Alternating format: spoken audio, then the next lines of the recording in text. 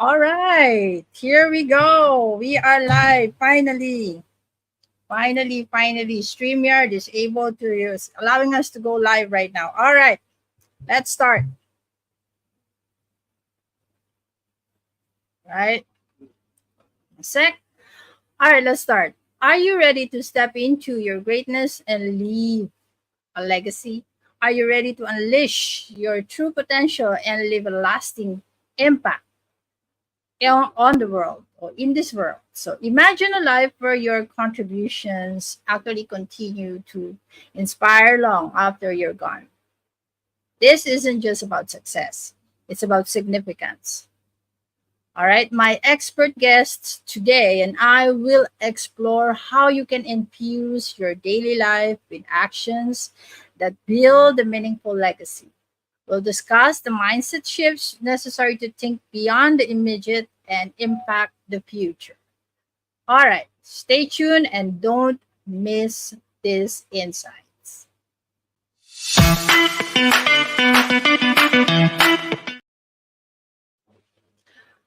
All right, welcome back to Talking Business with Ritz, where we don't just talk about business, we showcase the human behind the title before the offer.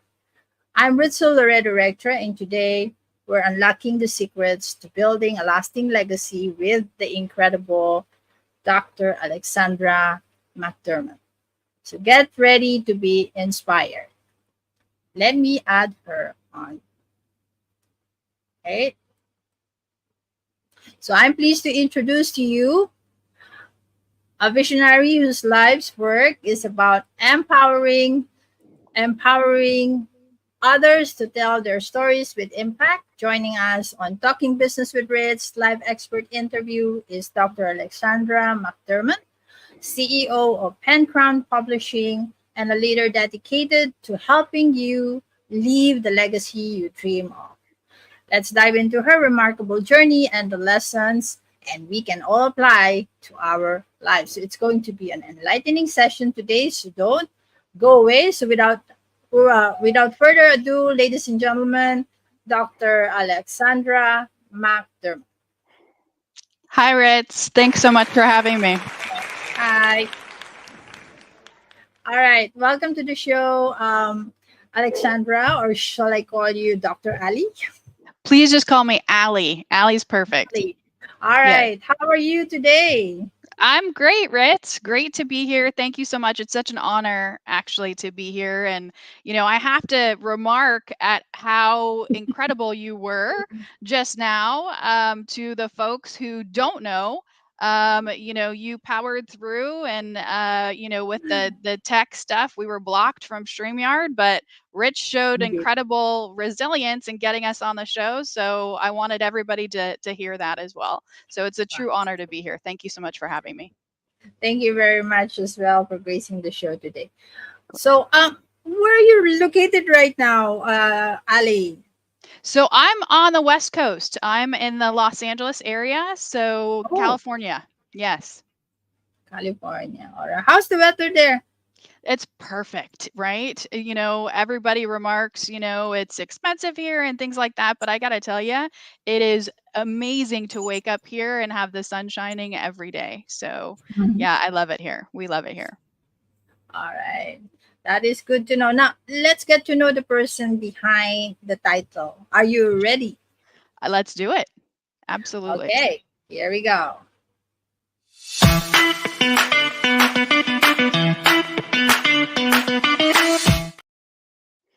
All right, welcome back in the Know the Expert segment. So we are privileged to have Ali here, who is not just a leader, but a mentor who has shaped countless lives through her work at Pen Crown Publishing and McDermott Leadership. So we're excited to learn and hear insights from her today. So here we go. Now, let's start from the first question. Who is Dr. Alexandra McDermott as a person? Great question, right, Rich? So, if I was to define myself, I would probably start with my family first, right?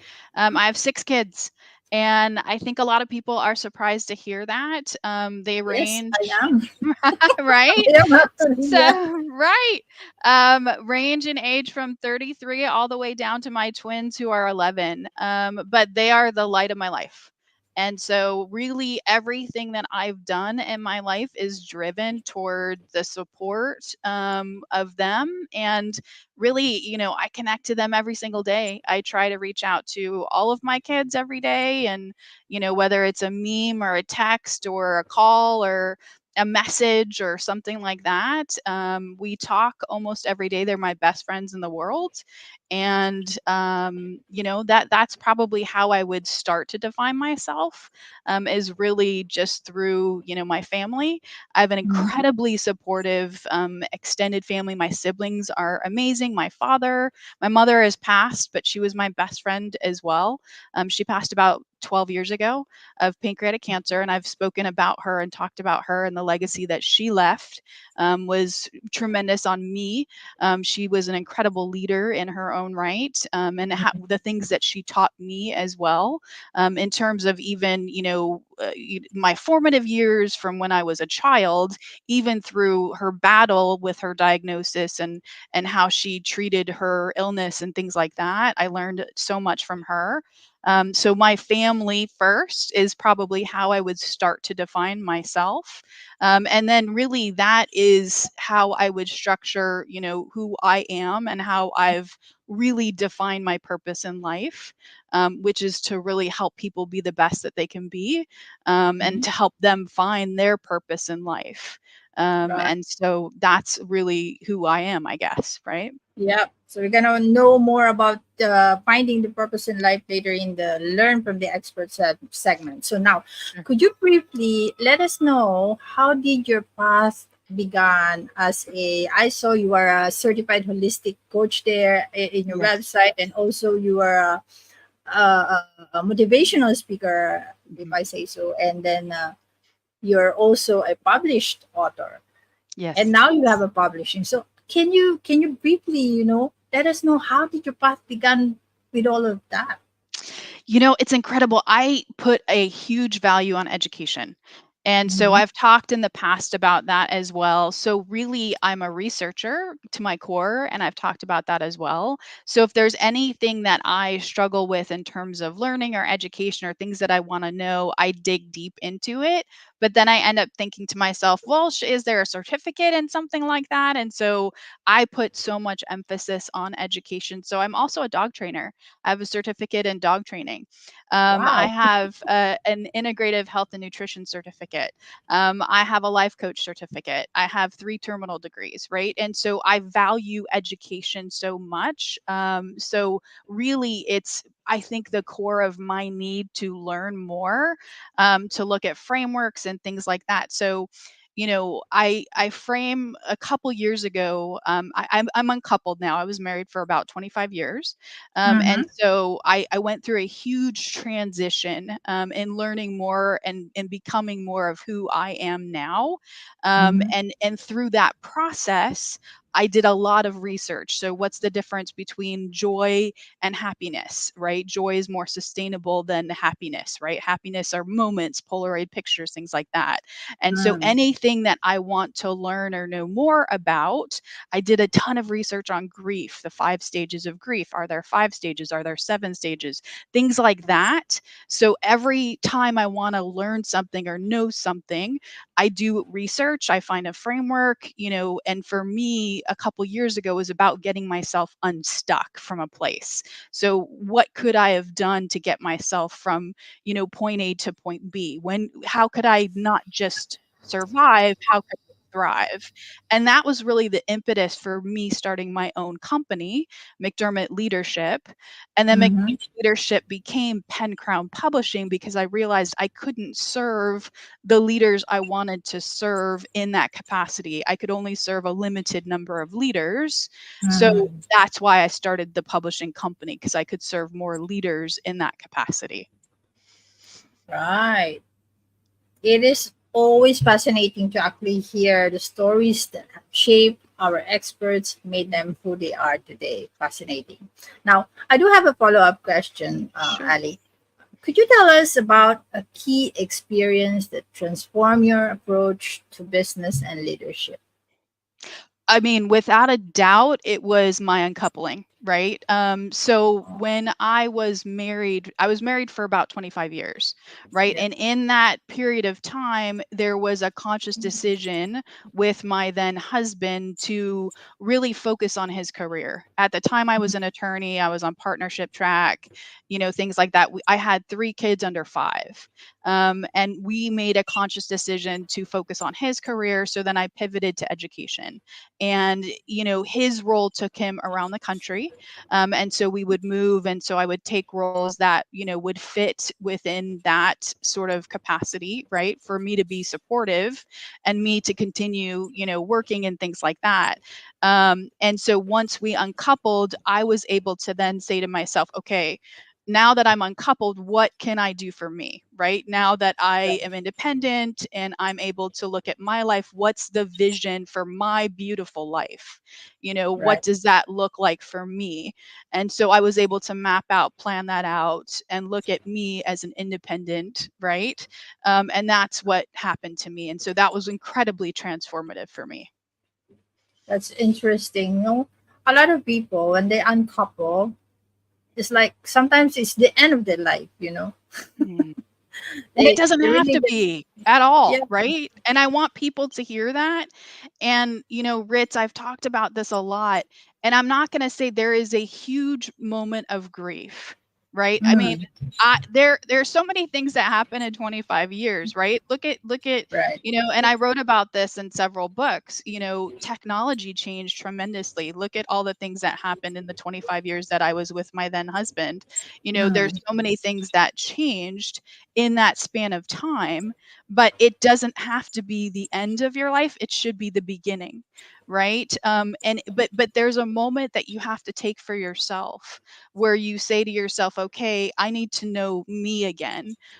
Who am I, right? Without this other person, and who am I, and what do I want, right? Because it's very difficult, I think it was for me at least, when I fused with someone else for 25 years, I didn't mm, know who I was anymore. I didn't know what I liked anymore, right? And then it was exciting. It is exciting, I have to be honest, right? I'm like, do I actually, maybe I don't hate tomatoes. Maybe I actually like them, right? And so it's really fascinating if you sort of flip and reframe and you say to mhm. yourself, it's not daunting anymore. It's actually really fun, right? Maybe I like hiking. Maybe I like camping, right? Because when you sort of couple up, you realize that maybe the sort of decisions you make are group decisions instead of decisions on your own. And so Exactly. I've had a blast, really kind of discovering myself, Yeah. and really kind of what it is that I love and I like. And it's been a lot of fun. And so I think the reframe has to happen for people, and it could be really exciting. It does not have to be daunting. Right. That's interesting. Thank you for sharing that. Sure. Um, all right. Now it's time for the fun stuff, the lightning round of questions. All right. Okay. Are you ready? Let's I go. think Here we so. go. All right. Okay. All right. Here we go. Short and sweet. What is your favorite word and why? Integrity. It's one of my Integrity. core values, and it's really important, and it's the foundation of all relationships. Exactly. All right. Morning ritual. Gratitude. I always count my blessings. I always say thank you. I always try to reach out to people. All right. Cats or dogs? Dogs. If you weren't a publisher and a coach, what would you be doing? Rescue. A dog rescue. Coffee or tea? Tea. Green tea. Green tea. All right. Early bird or night owl? Early bird. All right. What's a hobby you recently picked up? Oh God. I don't do a lot of hobbies. Probably I binge watch a lot of shows with my twins. I mean, is that a hobby? I don't know. All right. All right. Now, best business advice you've ever received? Really to step into your power, right? Unapologetically, to be yourself, authentic. All right. In 3 words, how would your friends describe you? Authentic, powerful maybe, and funny. Funny. All right. Now, what advice would you give your younger self? Um, don't be afraid, right? Take risks. Fail forward. Careful. All right. Awesome.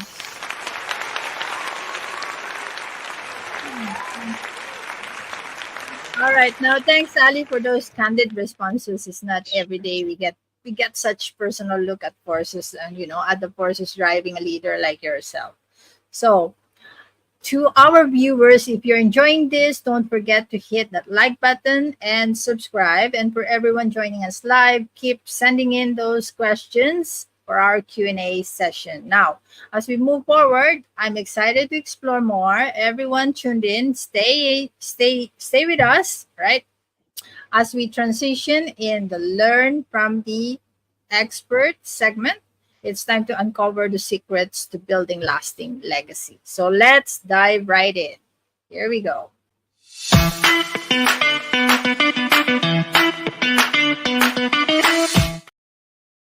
All right, welcome back. Amazing FamBams to learn from the expert segment. I am very intrigued by Dr. Alexandra McDermott's journey. Hold on to that thought, all right, because we're about to get even deeper. It's time to actually switch gears from personal insights to professional wisdom in this segment to get ready to transform your understanding of legacy building. So let's start with the first topic. All right, here it is. There you go. So, our first topic is find your purpose with McDermott Leadership Insight. Sorry. So, everyone wonders what my purpose. That is the question. What's my purpose? So today we're getting some answers from Dr. Ali or from Ali. So for those starting on their journey, what's the first step to discover one's true purpose? You know what, Ritz? This is such a tough question, and I've even gone back to research it myself because there is so much more that's come out even about soul purpose. And so, if Mm, people are staying on top of purpose and the research regarding purpose, there are even experts now that have come out and said, your soul has a purpose, right? mm, And I've right. even gone into the research and reading about that as well, right? I'm fascinated about that. I take a different tack to purpose, which is I don't think you have one purpose over your lifetime. I think it can change depending upon your circumstances. And so Mm, the way I advise people is this, your purpose can change because I think, again, it's one of those things that becomes very daunting for people. If they feel like they're unfulfilled, if they feel like they are kind of just clocking in at work, right? It mm, can feel very challenging, right? To just watch the clock from 9 to 5. I don't want anyone to feel that way. So I want people to understand, at least from my perspective. And again, the research is really conflicting, right? And so people need to hear that as well. And that means I think that's exciting as well. I always reframe because that means that there is a lot of talk about purpose. yeah, What I like to share with people is this. I believe that purpose changes for people. I believe you can have multiple purposes over your lifetime. I believe it changes but depending upon your circumstances. What is it that you are excited about? Do you what drives you in the morning, right? What do you not hit the snooze button over, right? What gets you to the feeling of getting to go to work instead of having to go to work? I like yeah, that sort of frame and the get versus the have. And so if I was advising someone, like I said, in an elevator or something like that, I would say, what is it that gets you excited? You right? What drives you? And so for me, I think about that all the time as well. And I'm in love with dogs, right? And so if people have heard me before, I was like, I'd pet every dirty dog in the universe, right? And so I do have a dog certificate, but I'm not going to monetize that, right? And so that is for sure for me something that is going to always be part of my life, right? And so a rescue or something like that will be something that's part of my vision, right? So that is part of my purpose, but as a career purpose, it may not become part of that, right? So I want Mm. people to be able to distinguish those things as well. So I hope that answers your question. You can definitely, engage in activities and things like that that are exciting, that are part of your purpose, that you don't monetize either.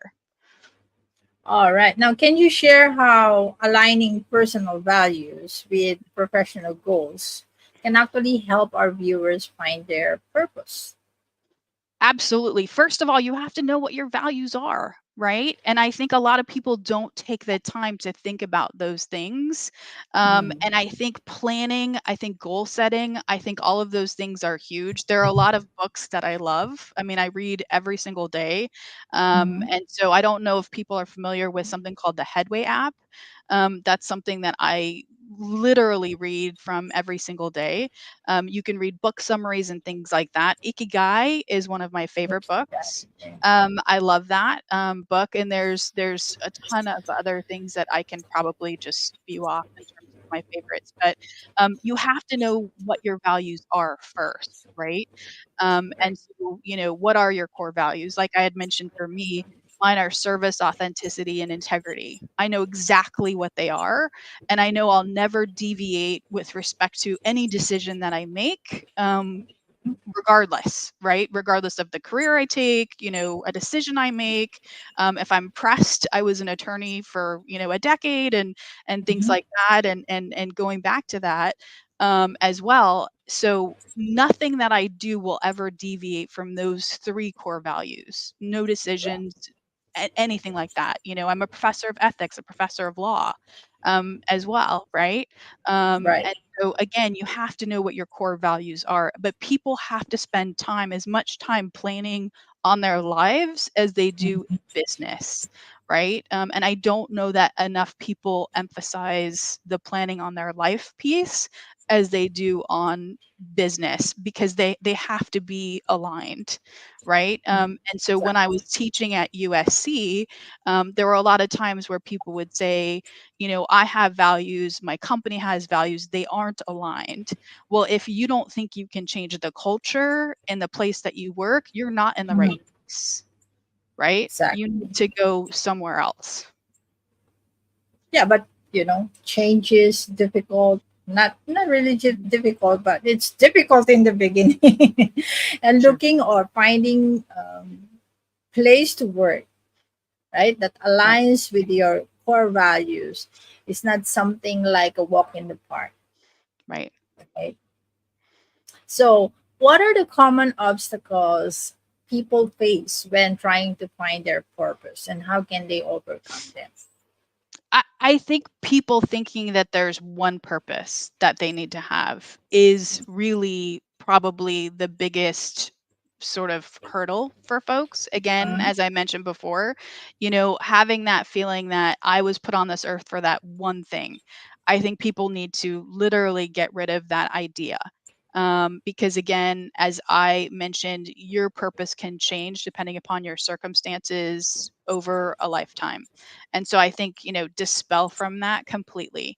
Let me give you an example. Mine could be, and maybe the modality changes. Mine can be helping people be the best that they can be by leveraging their strengths and abilities, right? uh, The right. modality of how I'm helping people do that can definitely change, right? So maybe that's through coaching, maybe that's through being an attorney, maybe that's through, helping their dog, right? Training their dog, Yeah. because it lightens their stress or something like that, right? So the modality of that can change. So, but I think, circumstantially, someone's purpose can change over a lifetime. So I think, again, dispelling with that first and foremost, and really reframing, finding your purpose and understanding it should be exciting. It shouldn't be daunting. Unfortunately, only 25% of people really know what their purpose is, meaning 75% don't. And we know that having your purpose and knowing what your purpose is leads to a life of joy, right? And so, not having that connection, people may feel sort of lost, right? Don't feel lost. Get excited about finding your purpose, experiment with a bunch of different things, and really get invigorated. And when you have that feeling of excitement and you're Mhm. invigorated and you're motivated, right? Mhm. You have that feeling, then you're on the right track, right? Right. But don't be daunted. All right. Can we also say that one major obstacle of finding one's purpose is doubt? Sure. But I think doubt, it's funny, I've sort of looked at doubt interesting, and again, it maybe comes from my uncoupling and my, hyper independence now. Mm-hmm. Doubt often is external, right? And you need to shut that down. So that could be, limiting beliefs and things like that. um Mm-hmm. and that comes from, you need to work on, what the only person's opinion that matters is yours, right? The Right. only person's behavior you can control is yours. So Yeah. once you start to internalize certain things, and work on yourself, then certain things, like doubt maybe diminishes. When I talk to people about things like limiting beliefs and doubt and external influences, I tell them, hey, look at your resume, print it out, look at it, right? It's one of those things where you look at it and you go, wow, I've accomplished all those things. That's amazing, right? Mhm. And I really want people to really soak that up as well, Mhm. because, shut down the critics, right? Stop the labels, because it doesn't matter what someone else tells you you are. The only person's opinion who matters is Yes, yours. exactly. Those were fantastic information, Ali. Thank you about that. Now, building on our discussion of purpose, it's crucial to build a strong foundation for sharing our stories, Hmm. right? So Hmm. let's now jump into our second topic. So I'm going to segue. Sure. Here we go, which is essential foundations for sharing your life's message. So, Ali, what would you say is the first critical step someone should take when they're ready to share their life's message with the world? I mean, that's literally why I created my publishing company, right? Mhm. Was to give people a platform for sharing their message. The way we do it is a little bit different. Is, we create thematic opportunities. There's also, solo opportunities for folks, right? But I think, one of the steps people need to take is realize everyone's going to read it, right? So Mhm. if you're going to publish on Amazon, or one of those big platforms, be ready for the world to read it, and I think that's really where people need to take a pause, and that's where people often take the pause, right? And it happens as well if something goes viral on social media too, right? You don't need a platform like Amazon and things like that. If you want to share a message with the world, you can also post on social media, right? But I guess, in terms of what we're talking about with the business aspect, we're talking about the publishing piece. But that's often in the conversation I have with folks is, that's where they do pause to say, I'm not ready to share that yet. Mhm. I'll Mhm. let you know when I am, right? Because they become best-selling authors and things like that, right? But it's really sharing that message with high impact, right? Right. And taking the reader through, and I always talk about gifts to a reader, is don't leave the reader stuck with where you are. Give them a gift, right? What's the resolution?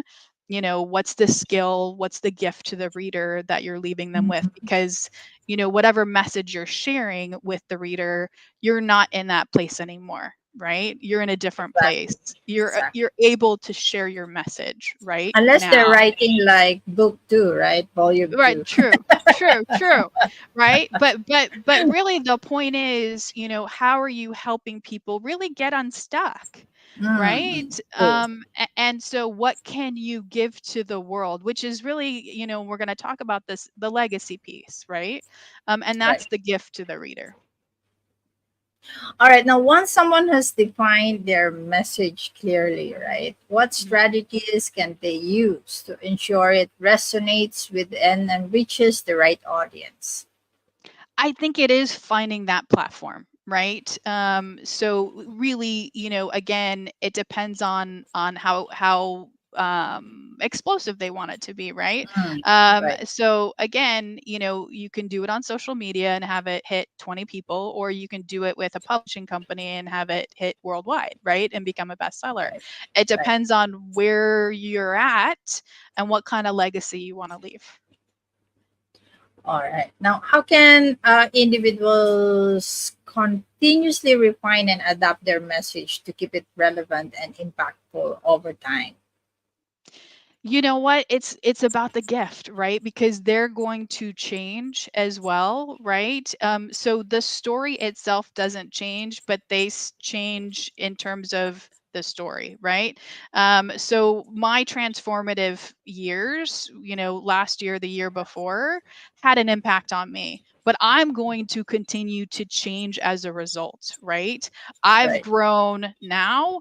5 years from now, I'm going to be in a totally different place. If I continue to write about the place that I'm in as a result of what happened, that's a different Mm-hmm. story, right? So people need to continue to update and continue to share gifts with the reader as a result.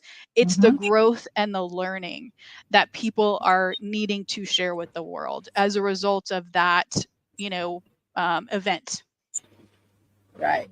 So, yes, so those are incredible insights. Now let's shift. Okay, let's shift to the next topic, which is the legacy. All right, Sure. here we go. Crafting joyful lives and understanding your legacy. So, Ali, can you explain why understanding one's legacy is crucial for actually living a fulfilling life? So, as I mentioned, so legacy is interesting to me as well. So, I again sort of shifted from purpose to legacy myself, Mm-hmm. because I wanted to share with people that it didn't have to be. And I keep using this word daunting, and I've overused it today, and I apologize. But I didn't want people to feel so pressured, right? About this big idea.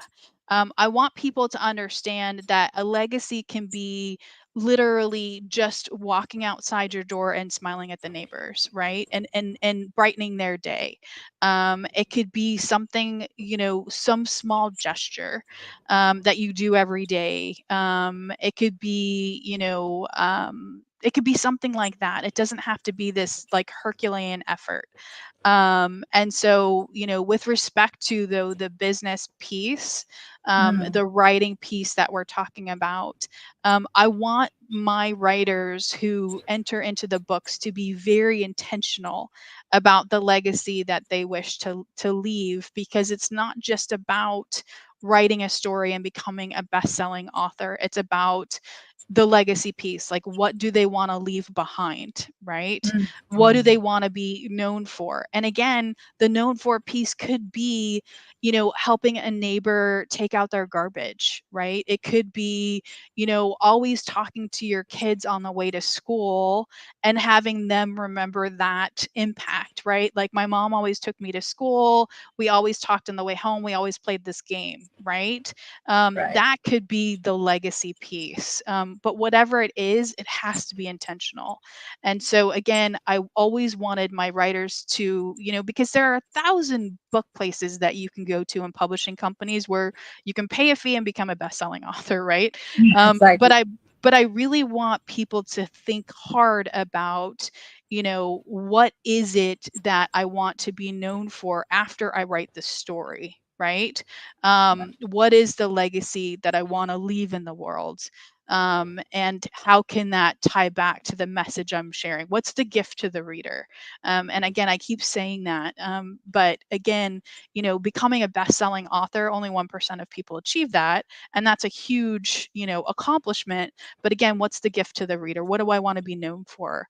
And again, it doesn't have to be this massive, event with a million people. I try my best every day when I wake up to, go outside and put a smile on my face, because research shows when you smile at other people, they smile back and their day changes, Exactly. right? And that makes a difference. That changes the world, that small gesture. And so people really need to be intentional about the legacy that they leave. Right. It's something like when I read a book, right? I make sure that the book talks to me. If the Hmm. book does not talk to me, then there's no legacy that is left there to me Right, by the author, right? There's no right, impact. right, So right. yeah. So when you struggle, or in your experience, sorry, in your experience, what common challenges do people face when trying to define their legacy? I think putting that much emphasis on it, thinking it has to be, like I said, like a million person event, or, Mhm. a super structured thing. They don't realize it can be something simple, right? And it really has to just be authentic, right? It has to be something that is about them, right? That is going to have an outcome, that they want to leave. It's probably more of the authenticity piece, Mhm. right? Something that they're passionate about. And I think that is probably the disconnect, right? Thinking that again, it has to be some big race, or some big, event, or something like that. It doesn't have to be that massive. It could be some gesture. Yeah. Actually, when I was preparing for this interview, right, I Mhm, say, what legacy is she talking about? What kind of mhm, question should I ask? mhm, So mhm, I was in my mind. It's like, it's that one big thing mm. that you are to be known of when you left this earth. So that is what my understanding is. But then you're talking about, it's not something. It can be something simple, as what you've said, Right, right? and honestly, Ritz, for you, it may be the legacy that you leave could be different for every single person that remembers you, Exactly. right? So, my mom passed, like I said, 12 years ago. How I remember her legacy is gonna be completely different than my siblings. Exactly. 100% different, right? All right. Now, what would be the first step towards overcoming these challenges and embracing the process of legacy building? Being intentional, right? Again, I don't think enough people spend time on their personal life versus their business life and the planning of it, right? And it's about vision, and have fun with it. And so, again, there are tons of books out there, that can help you in terms of planning, but I think goal setting is huge, right? If Mm-hmm. you don't have Right. a goal, you have no idea where you're going. So set goals as much for your personal life as you do for Mhm. your professional life. And so that's what I would say. Right. Wow, that's an amazing discussion we have just now. This is a fantastic live expert interview, if I may say so. Thank you.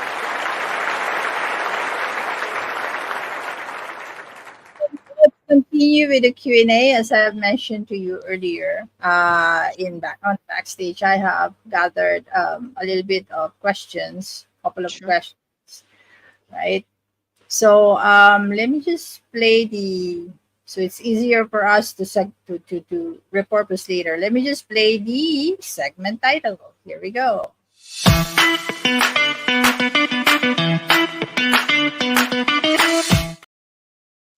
All right, now first question is, so can you suggest daily practices that help maintain focus on our personal legacies even during tough times?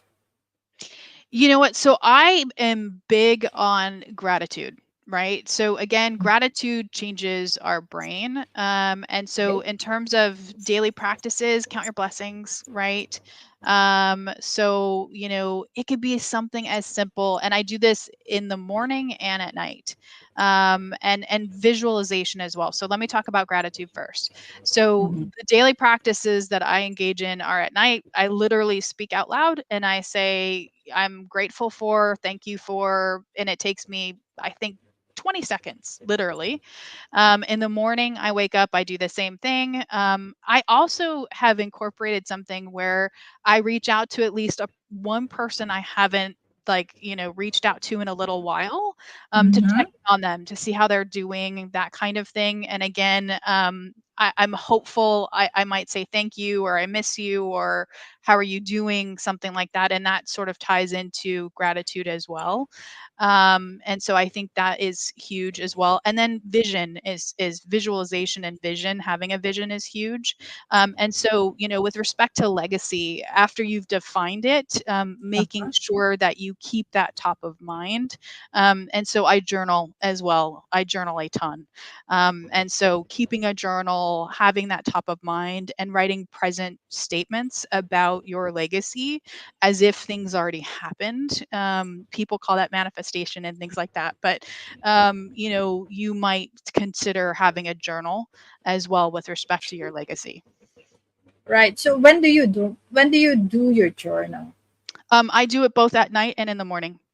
And again, these Oh. are like 2-minute things, right? They're not hard. And it keeps a daily sort of record, which I think is, I'm a writer too. And so I love doing that and looking back at certain entries and saying, oh, it's really interesting that I thought about that, right? Right. And so, again, it's easy to keep track of, and it takes you 2 minutes. All right. Thank you for that. Now, next question. Uh, how do we measure the impact of our legacy while we're still building You can ask other people. Right? I mean, the best way, if you're truly trying to measure something, is to ask someone else for the impact of it. it? Okay. Now, next one. B. So, can you give examples of small actions we can take today that contribute significantly to a joyful life and a meaningful legacy? As you've said, um, there's a difference between happiness and joy, right? Can, Mhm. can you expound on that again? What is the difference between happiness and joy? Sure. Joy is more sustained, right? It's more of a sustained state of being, versus happiness are moments in time. So if you think of happiness as like Polaroid pictures or something like that, right? Mhm. And that's really the differentiator. Everybody, the sort of upticks in people's set point regarding happiness and things like that are different. So what Mhm. makes me happy is not going to make someone else happy. But I can share with you, but I will talk to people about something called oxytocin. There are certain, neurochemicals in our brain, that Mhm. actually change the way, we view things and sort of experience life, right? Endorphins and things like that. So Yeah. I've done a ton of research on one in particular called oxytocin. So things like dog videos, for me, for me, they increase my oxytocin. Right, hugging someone will actually increase your oxytocin. Eating chocolate, dancing, exercising, things like that, you can actually holistically increase your oxytocin. So that will actually give you the uptick that you might be looking for, Mhm. with respect to getting that sort of up, I don't want to say high because that sounds weird, but you know what I'm Yeah. saying? That sort of uptick that you're looking for. And I'll be honest with you, when you experience sort of a low emotionally, which some of us do, right? We do, and that that's happening. And for me, I go on the internet because they're incredibly creative people.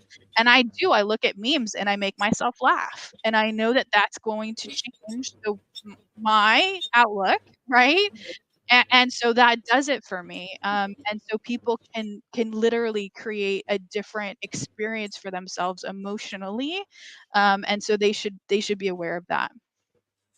Right. So, in a way, you've already answered the questions, which is an example of small action. So, Sure. yes. So, we can then jump to the next question. I believe this is, yeah, it's going to be our last questions in the interest of time. All right. So, for those of us feeling overwhelmed by the idea of legacy, as I've told you earlier, right? My Sure. idea of legacy is totally different Right. from what I know now when I talk to you. So, what's a simple first step to actually demystify this concept? Yeah, we've talked about this, right? And so I don't want to belabor the concept, but again, for me, I know from research that if I go outside and I smile at someone when I'm pumping gas, that's going to change their day. And so I've made that part of quote unquote my legacy. I know that regardless of the mood that I'm in, I'm going Mhm. to get out of my car and I'm going to smile at folks who are pumping their gas because I know they're going to smile back. So, regardless of what their day is going to look like, I know Yep. I'm changing their day because I'm aware of that, right? Right. And so it's we've talked about this on a podcast regarding mental health. It's a fake it till you make it sort of thing, but I know literally it changes their day. By changing their day, their circles change as well. So I'm even changing the world by smiling at someone at the gas station. That's Exactly. part of my legacy, right? And so what I want people to understand is whatever you implement, whatever you choose to make part of your daily routine, gratitude, whatever it is, texting someone, you could literally be changing the world by a very small act. Right. And so I want to demystify the concept of you don't have to arrange an annual fundraiser for 1 million people. It could literally be smiling at someone at a gas station, right? Hmm. So I want Right. people to really embrace that concept. All right. So we have more questions, but in the interest of time, we'll wrap up Mhm. our Q&A here. So thank you very much, Ali, for sharing your valuable insights with us. So now let's continue to our next segment, which Sure. is here we go.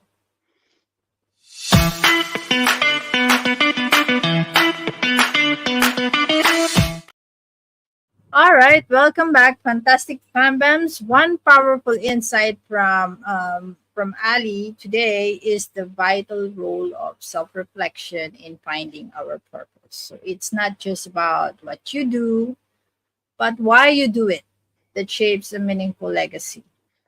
Right. So from today's dialogue, it's clear that building a lasting legacy with our message involves both passion and strategy, as what Ali mentioned earlier, is intentional, right? So Ali also showed us how aligning our daily actions with our long-term vision can create enduring influence and inspire others.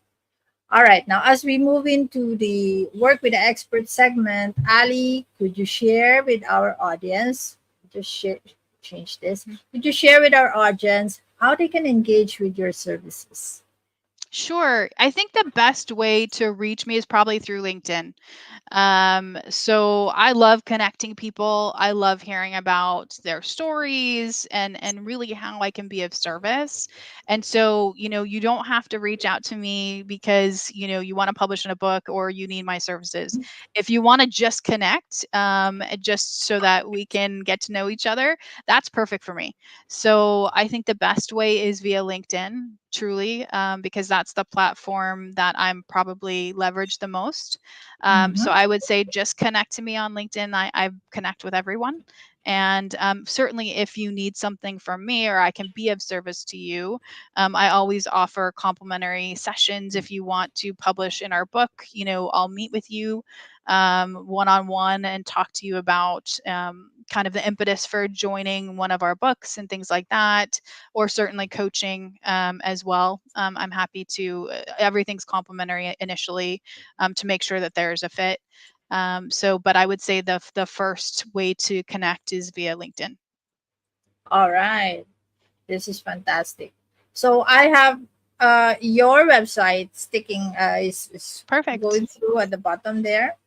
All right. It's www.pencrownpublishing.com. All right. So this is really is a fantastic episode. And your stories and strategies have truly enriched our understanding today in terms of legacy. So thank you, Ali, for sharing your expertise Thank you. with us today. Yes, a heartfelt thank you to you, Dr. Alexandra McDermott, for joining us and imparting such valuable knowledge. Thank you. It was such an honor to be here, Ritz. Truly, thank you so much for hosting this platform for people to share their, experience and to really connect to you. It's truly an honor. Thank you. All right, ladies and gentlemen, Dr. Alexandra McDermott.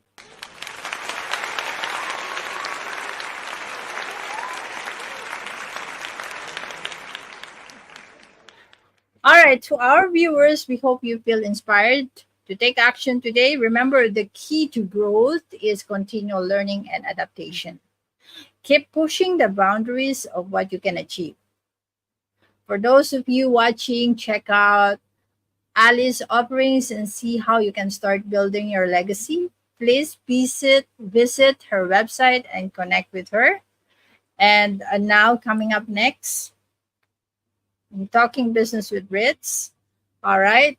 We have our expert guest who will give us more insights in building software systems that help holistic providers to their clients. So mark your calendar on June 22 at 11 a.m. Eastern, 8 a.m. Pacific, 11 p.m. my side of the world, and so on and so forth. It's on the screen. All right. Here we go. Okay, now, Bam Bam, if you find this helpful and entertaining, please hit the like button, subscribe to our channel, and stay tuned for more inspiring episodes. So until next time, keep striving, keep thriving. This is Ritzel Loredo-Rectra and our expert guest, Dr. Alexandra McDermott. Stay safe and healthy as we continue talking business with Ritz.